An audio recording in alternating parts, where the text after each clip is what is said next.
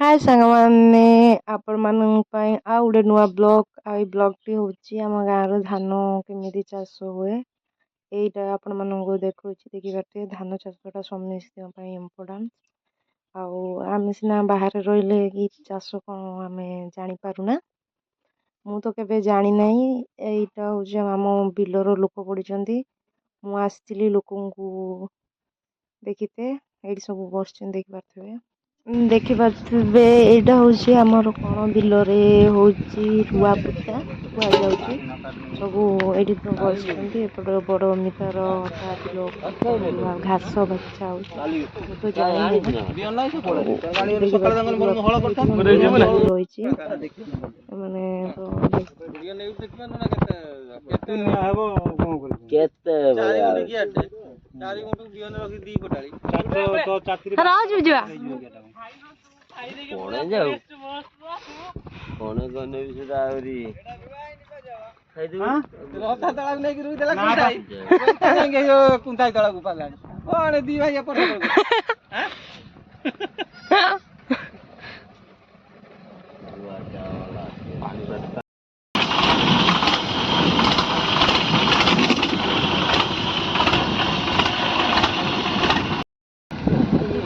ଏମାନେ ସବୁ ଆସୁଛନ୍ତି ତଳା ନେବା ପାଇଁ ଆହୁରି ଧାନ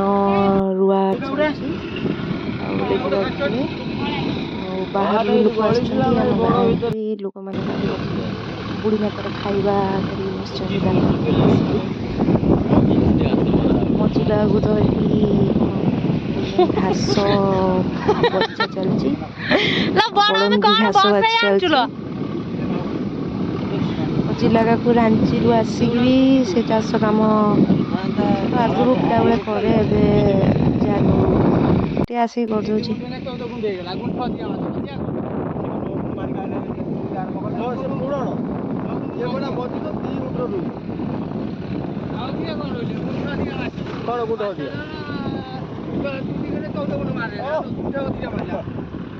ଏଇଠି ଜଣେ ବି ଜେଜେ ଆମର ଯାଇଥିଲେ ବିଲରୁ ସିଏ ବି କାମ ସାରିକି ଆସୁଛନ୍ତି ସେମାନେ ତ ଜାଣିଥିବେ ସବୁ ବିଲ ବାଡ଼ି କାମ ଚାଲିଛି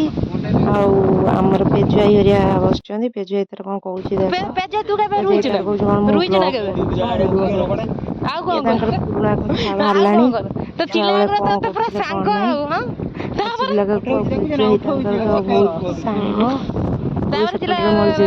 ଜେଜେ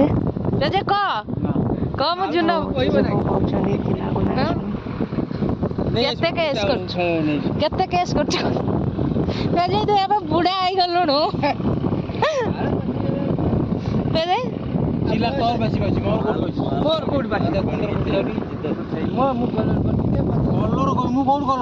ଭଗିଆ କେତେ ଆଗରୁ ସାଇକେଲ ପେଲି ପେଲି ଯାଆନ୍ତି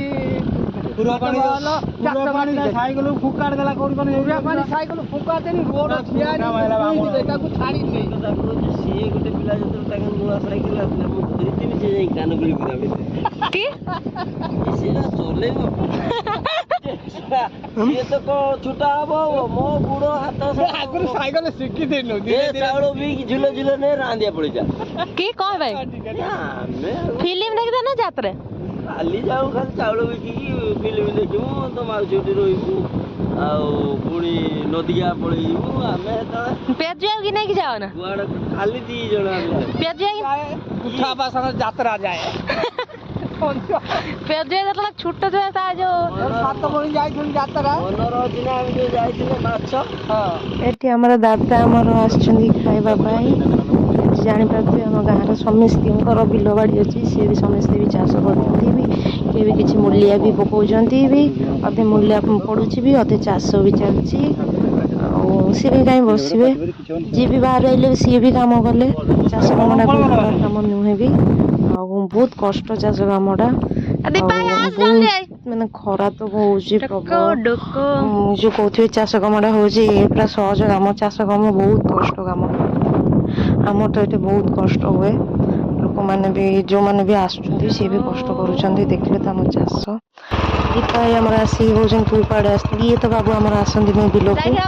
ଆମେ ବି କେହି ଆସୁନା ଲୋକ ପଡେ